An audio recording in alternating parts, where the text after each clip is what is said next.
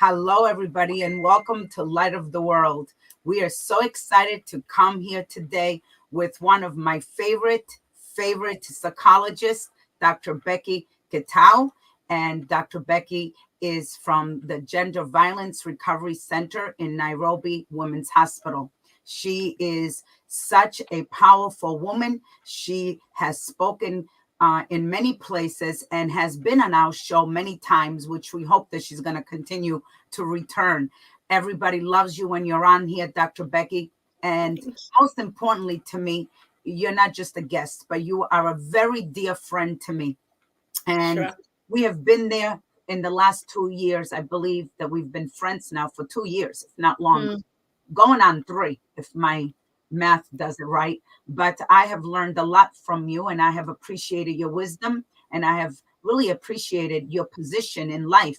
Talk about identity today. You have really proven yourself to be a woman of great character and has helped countless people. And you are respected and admired, not just in Nairobi, in Kenya, but throughout the world. You have quite a following. And I consider it such an honor and privilege to call you friend. So it's wonderful to have you here. So welcome on Light of the World.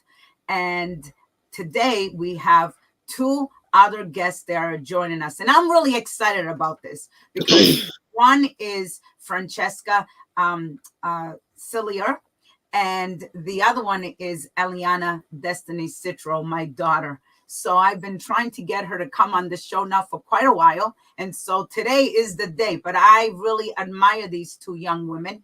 And Francisce is also one of my very dear and best friends. I actually get along with her really well. And she's from South Africa. And I keep on telling her she needs to move. Listen, ladies, you need to move closer to me because we will be great friends. We are great friends. But can you imagine all of us at the same place at the same time? That will be the ultimate, most wonderful thing. So I welcome you both. And of course, you too, Ellianna.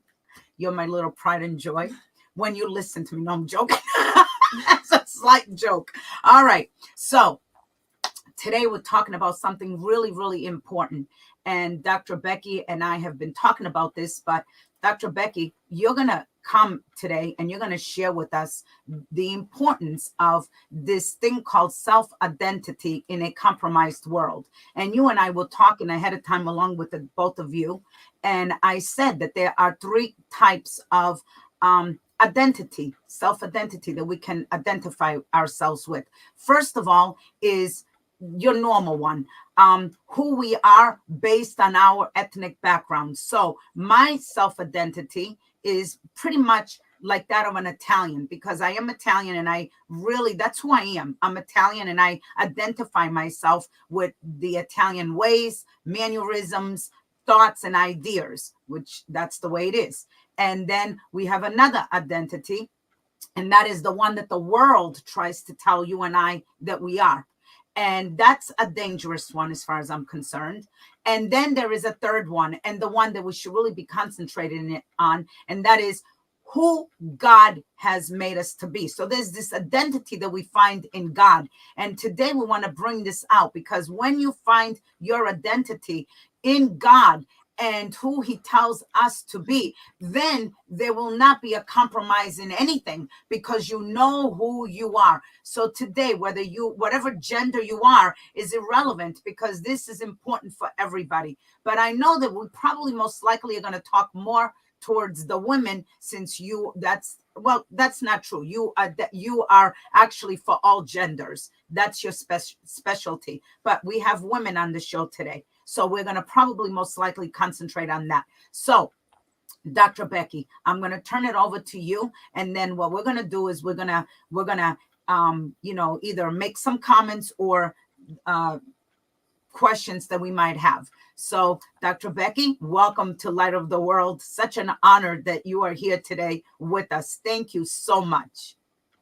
Thank you so much, Dr. Teresa. And I'm always honored whenever I come to the Light of the World. This is home. You're my sister, Ellianna, our daughter, and now I have a new friend. So I am home. And I love the topic that we are discussing today, because this is what makes identity, makes you who you are today, or whom I am today. If you miss identify yourself, identity is about knowing who you are, your values, your morals, and all that. That's right. And I like the way you, Dr. Citro, you have broken it down, that there are three parts, and I'm sure you'll talk about the Christ-like, That's right. and there is this ethnic, I'm a Kenyan, I'm an African. And then there is now the Becky, Yes. what are my values? What are my morals? What are my principles? If I'm not able to understand that, and especially as a woman, then because of the way of the world, and we're talking about the compromised world. Let me talk a little bit about compromised world so that we go to the identity. God gave us this world, Yes. and God put rules and regulation. And yes, there is free will. There is free will in this world. And whether there is free will in each and every country, even where you are, there are set guidelines, there are set rules for everyone to follow. And that is what's happening in the world. And there is a way that God wanted the world to look like. However, because of our own immorality, because of our own thinking, because of our own everything, there is a lot of compromise. We are compromising everything. We are compromising gender. We are compromising religion. We are compromising how we look like. We are compromising gospel. We are compromising everything. And so we are asking ourselves, how do I have an identity in a compromised world? In a world where you don't understand. In a world where you are, as a woman, there's a lot of expectation. There's a lot of peer pressure, even in my age. And I know Ellianna and my sister here, they'll talk in their own age. Even in our age, there's a lot of peer pressure to be like the other woman. It doesn't matter whether that woman is an African or that woman is white. Allow me to say that. Yes. So can I stand as Becky, who God created me to be? Because as God was creating us, we came into the world with an end result, with something, with a potential, with a talent. And there is something that God put in each and every person under this earth of God. But now, as we grow, we get confused. Yes. And we get confused because of the many things that are happening.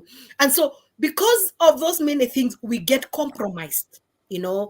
Some of us, we get bruised, we get hurt in our journey of marriages, in our journey of career, in our journey of parenting, in our journey of life. We get hurt. And so, when we don't heal, when we don't take care of ourselves as women, we carry a lot of baggage. And because of those baggages that we carry, pain, hurt, bitterness, and forgiveness, our self identity gets lost. It And we lost. become someone that God did not intend us to be. That's So right. the question we are asking ourselves today is that, who am I? Am I guided by pain, shame, guilt, bitterness of my past? Is that what is giving me identity?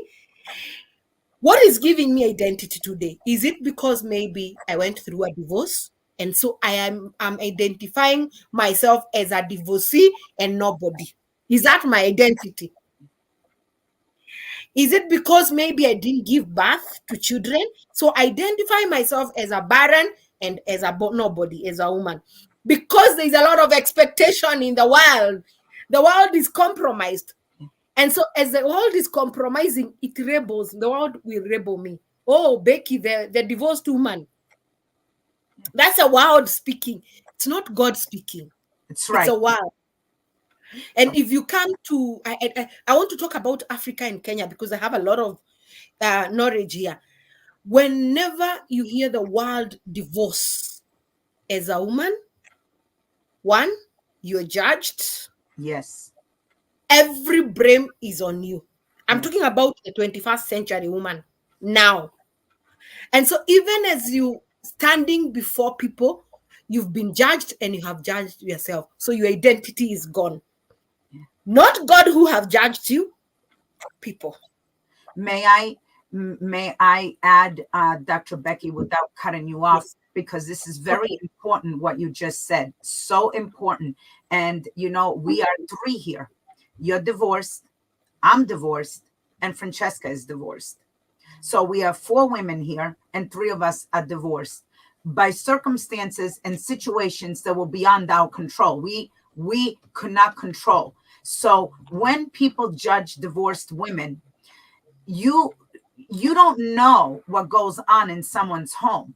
And so instead of being the judge and jury, leave it alone. But you see, it's not just there in Kenya, this issue. This issue is all over the world. Mm. As a divorced woman, you no longer have the invitations that you once used to have. Everybody still meets as couples. Everybody meets to go out, to go to each other's houses as a couple, but you're no longer a couple. So you no longer get invited. And then those same people put the expectation that you still got to be their friend, but you're excluded from parties and all and every. It's very painful to go through that. So you see, I've learned a long time ago, if I can just add this, because my daughter is standing right next to me and she knows.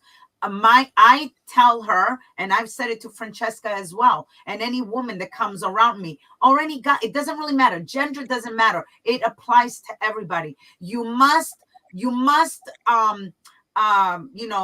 go by your own tune. You walk by your own tune, meaning that you have to literally forget what everybody else thinks of you, and you have to think what God thinks of you, because the Bible says that bad things happen to good people. So it doesn't make a divorced person a bad person. They were in a situation that something happened, it was unresolvable, and it goes another way. But God didn't forget the person that he created, because God already knew what was going to happen. This is really what we got to get the people to understand. This can apply whether it is to a marriage and you're divorced now, or it can apply, which you also mentioned, to infertility, and maybe God wants you to be a parent another way. We judge, and judge. But when we look at all these judgments, they are incorrect in the biblical sense. This is why we must have our identity in Jesus Christ. I just want to add that, because you mentioned two very powerful. Thank you so much. And you have said it very well. So where is your identity? If your identity will stand in this compromised world, then you will get lost. You will die before you finish your journey, because our identity for Christians, if you are Christian, our identity is in Jesus Christ. That's right. That we are fearfully and wonderfully made. That's right.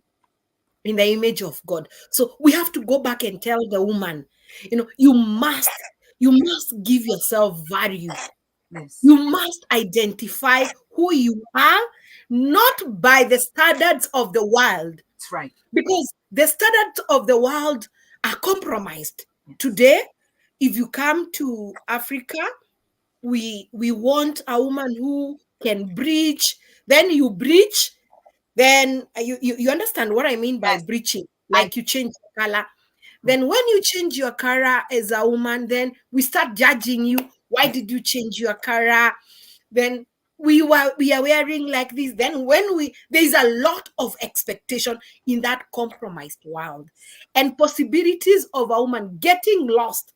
If you are learning, you are always in a competition of a compromised world. You must sit down as a woman and say, hey, breathe in. Who am I? That's right. Who does God say I am? That's right. Yes, I may not have everything, like what expectation of everyone, but do I have do I have what God wants me to have? That's right. What do you Do I like I'm Do sorry. I value myself? Do I love myself? Have I forgiven myself for past mistakes? That's right. Because Christ has forgiven me. What about me? Am I carrying baggage of whoever hurt me? Until we get there and say, you know what? Even with my dark past, I have to fall in love with myself. I have to love myself. That's I right. don't want to hear the noise of the world because I can't satisfy the expectation of the world. I can't. Yeah. I That's can't. I cannot satisfy the expectation of my women age mates. yeah. You know? True. Very true. Dr. Becky, you have said so much. I have a question for you, but before I ask that question, I really would like to hear some feedback from Francesca and Ellianna, if you have feedback or questions that you might have, because she is you said something important, and that is that we have to love ourselves. You see, God is love. And if we don't look ourselves as from the perspective that God loved us, look, there is no such thing as ugly. Can I just get that message out there to everybody? When I look at a person, I don't say this person is beautiful, this person is ugly. And I don't like to be identified in that particular way. It is a self proudful thing. And remember, because of pride, Satan fell. Because of pride, we don't want to go in pride. If God made you beautiful, thank God. Meaning that you may find other people saying that to you, but identify yourself in who you are, because it's who you are that makes you beautiful. It's not the hair, it's not the color, of your complexion. It's none of that. It's who you are. This is the reason why we forgive, we move forward, we act in compassion, in mercy, and in love, because Jesus Christ is that. God is that. And so when we adopt ourselves as we are seen as the sons of God, then we understand that there's nothing wrong with me. I don't meet people and say, hello, I am divorced. Hello, I'm this, I'm carrying extra weight. I'm this, I'm that.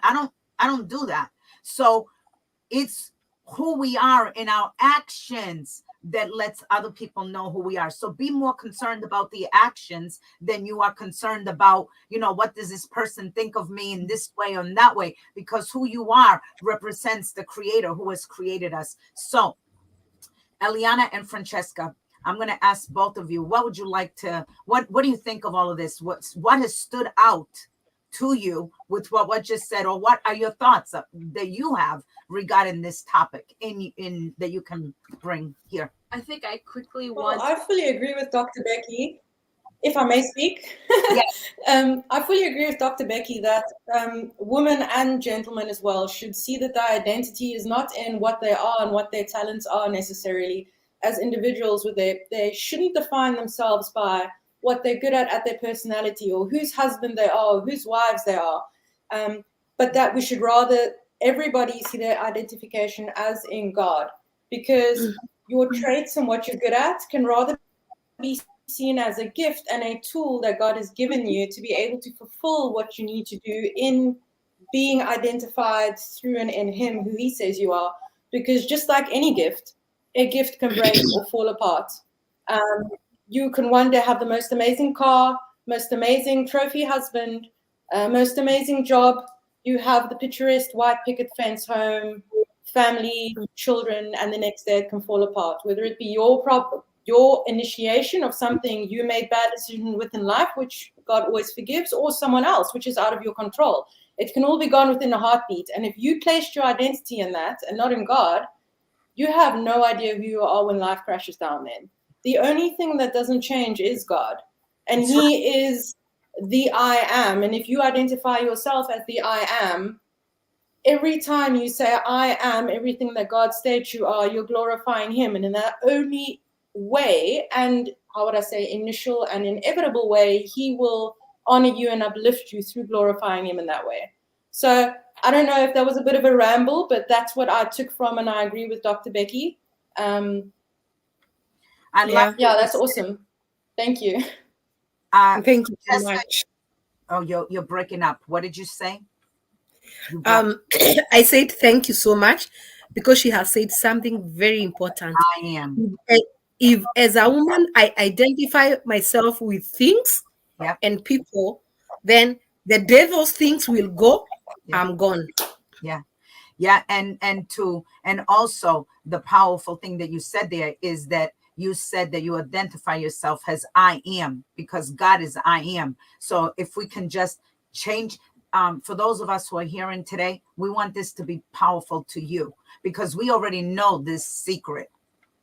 Who are here today, we already know what the secret is. We want you to know, because it's not a secret that you should know. When you, and I'm going to word it this way because it's powerful.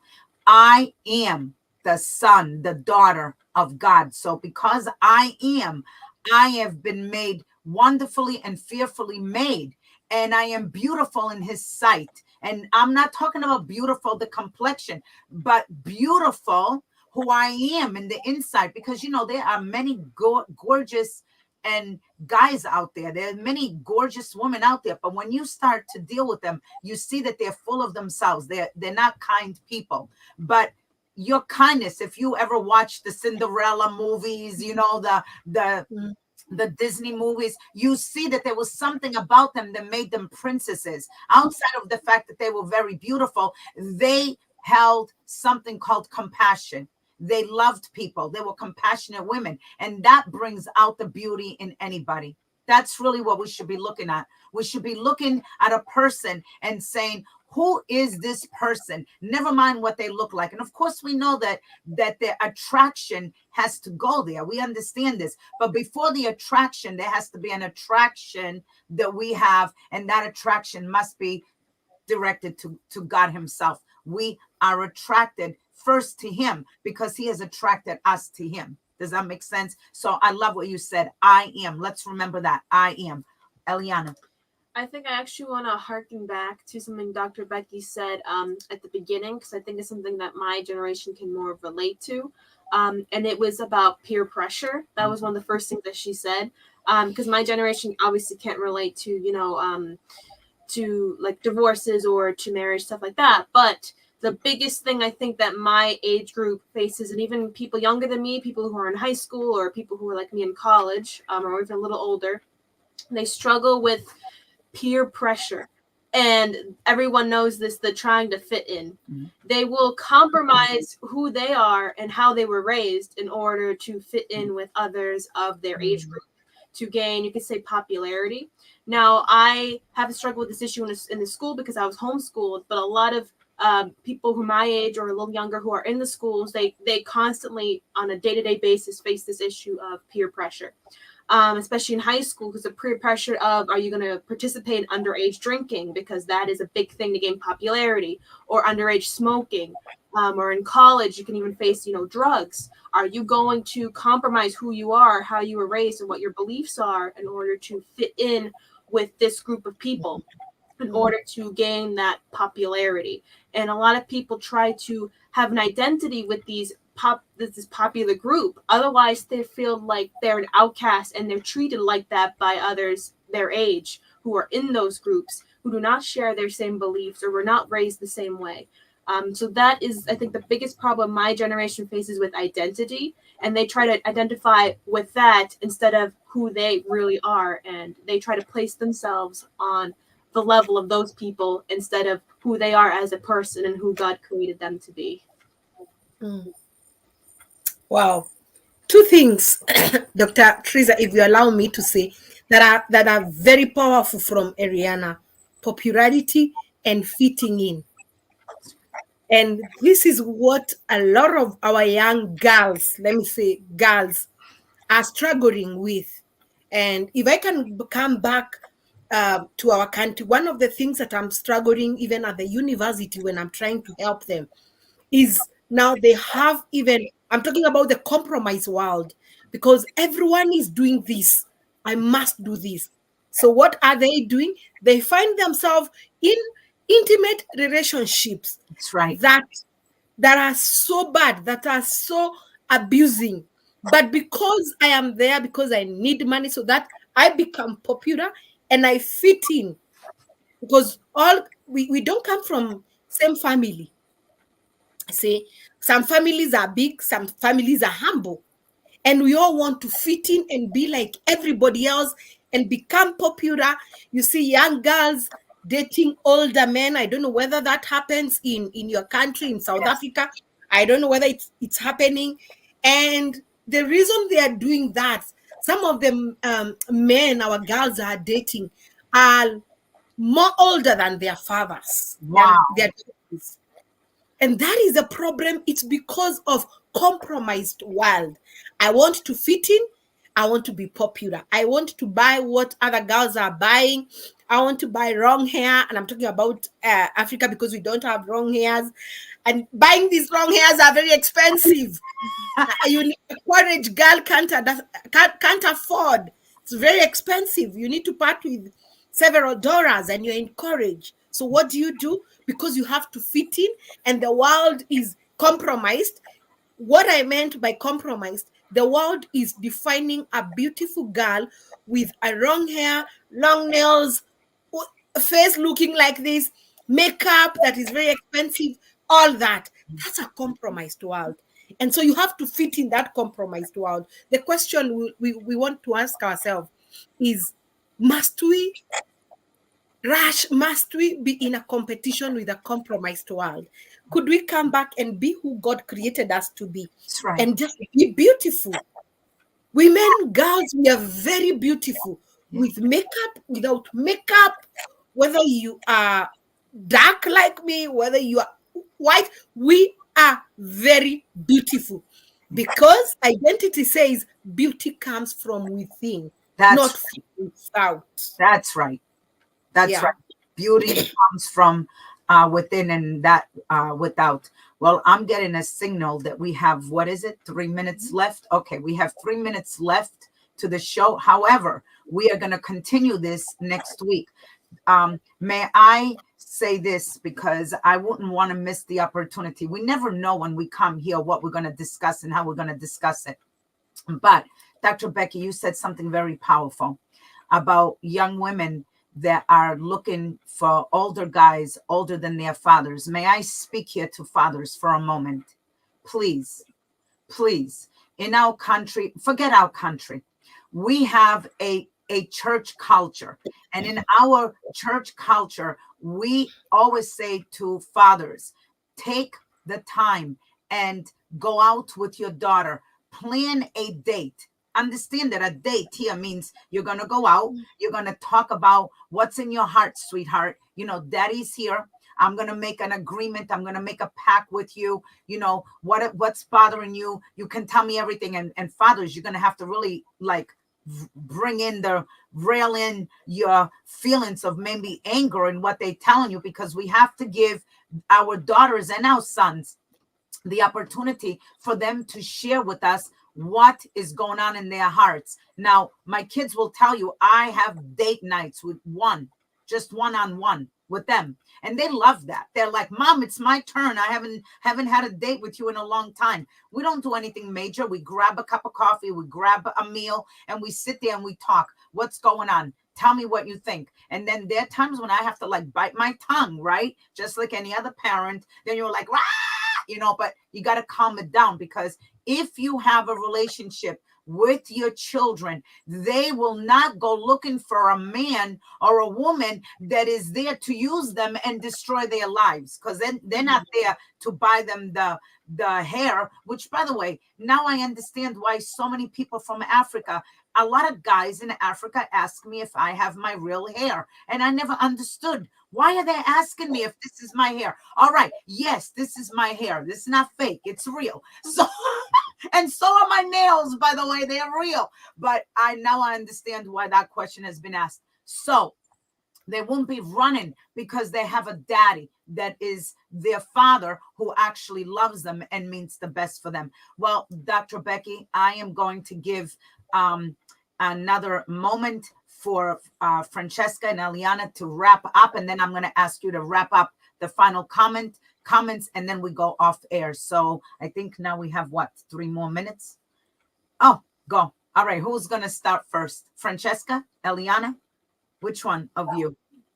I'll just say today was very enjoyable and informative, and thank you for the foundations that you laid down on the aspects of how we should identify ourselves across the generations, that we should root ourselves in Christ and not in our surroundings and what people expect of us. And especially with the peer pressures, the youngsters, because we know as the youngsters try and find out who they are, their safest place is to find popularity as their identity. But if I can give any comfort to the youngsters, the older you get, I've found in the different generations, no matter what country you come from, the more individual you are, the older you are, the more popular you actually become, and the more you've kept yourself, how would I say, from the things of the world. So it gets a little bit easier in the popularity aspect from what I've experienced. But I love what Teresa said as well about relationship with your children. I believe it helps, and also teaching them to what would I say the word is, to be observant and try and learn from your parents' mistakes, that you be open enough and not get irritated, to let them see the mistakes you've made, be honest enough about the mistakes you've made so they don't have to make the same mistakes and bump their heads unnecessarily. But thank you so much, Becky. It was lovely. Thank you so much. All right, Ellianna. I just want to say that I hope everyone who is watching picked up what really God is trying to tell them through today's program, because we covered a few different topics on the idea of identity, and I really hope that everyone's watching now comes to understand that you are not who society tries to say who you are. You are not how they define you. You are how God defines you. And most importantly, you also define yourself by the way that you think and the way that you act and how you present yourself to other people and how you are behind closed doors with God. All those things are what defines you. You are not what society tries to label you as, because nowadays we have a lot of labels that people like to put on us, or we like to put on ourselves in the wrong way. So I hope everyone now understands that you are not what the world tries to say you are, but you are who God says you are. So thank you all for your contributions to the conversation, and thank you guys who are watching. Very well said. Dr. Becky? Thank you so much. Much as I am teaching, I'm learning. Every day is a learning day. And the topic of identity touches me to the core, because as a woman, once I know my value, once I know who I am, every door will open.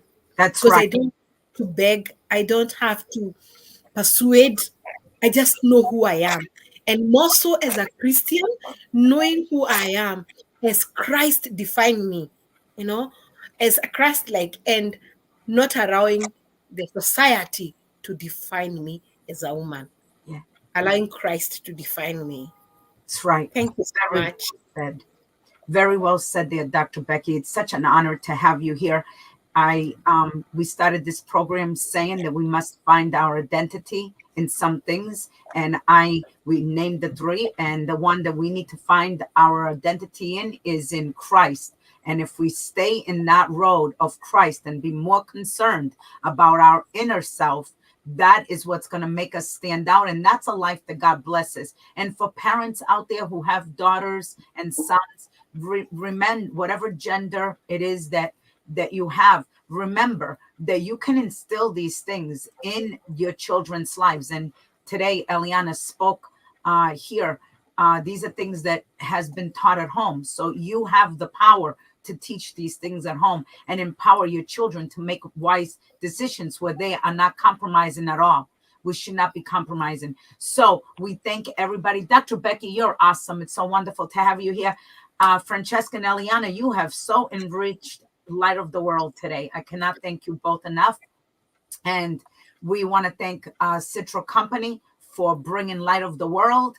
And if you have not checked out our products, please do so. We promote more of a natural and healthy by taking care of your skin than we do about putting on makeup that makes you do those things that we have just talked about here that we are not really standing for. But I want you to know that there are new shampoos and conditioners. They're about to be released in about a month.